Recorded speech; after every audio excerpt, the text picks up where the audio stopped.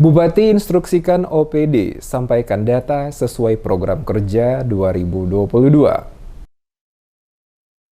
Seluruh OPD lingkup pemerintah Kabupaten Buru diinstruksikan menyiapkan seluruh berkas data guna memastikan seluruh proses tahapan pemeriksaan reguler yang dilakukan oleh BPK dapat berjalan dengan lancar. Penjabat Bupati Buru Jalaluddin Salampesi menegaskan telah menginstruksikan Sekretaris Daerah selaku koordinator untuk memastikan seluruh pimpinan OPD lingkup Pemkab Buru menyiapkan berkas pelaporan data tahun 2022 sesuai akuntansi pemerintahan. Dikatakan Bupati, kegiatan pemeriksaan reguler oleh tim BPK akan dilaksanakan selama jangka waktu 1 bulan atau kegiatan rutin setiap tahun oleh BPK di daerah, termasuk di Kabupaten Buru, terkait data kegiatan penyelenggaraan pemerintah selama tahun 2022.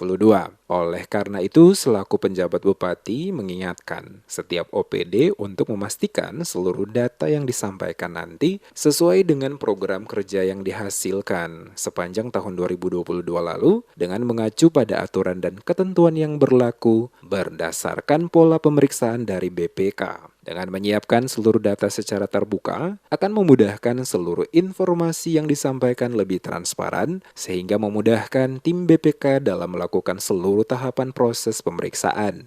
Pimpinan-pimpinan OPD, para staf ahli, para asisten ya, di bawah koordinator Pak Sekda melakukan satu instruksi untuk penyiapan data terkait dengan kebutuhan data penyelenggaraan pemerintahan di tahun 2022 dan insya Allah semuanya bisa berjalan dengan baik karena ini adalah tugas rutin ya atau mandatori reguler yang biasanya dilakukan dan pemerintah daerah juga sudah terbiasa. Kami juga mengingatkan kepada seluruh staf kami ya, seluruh staf pemerintah daerah bahwa siapkan data sesuai dengan kegiatan-kegiatan yang dilakukan sehingga informasinya bisa lebih transparan dan kita tetap akan menyesuaikan dengan aturan perundang-undangan yang sudah ditetapkan pada sistem pemeriksaan yang ditetapkan sesuai dengan aturan-aturan yang berlaku.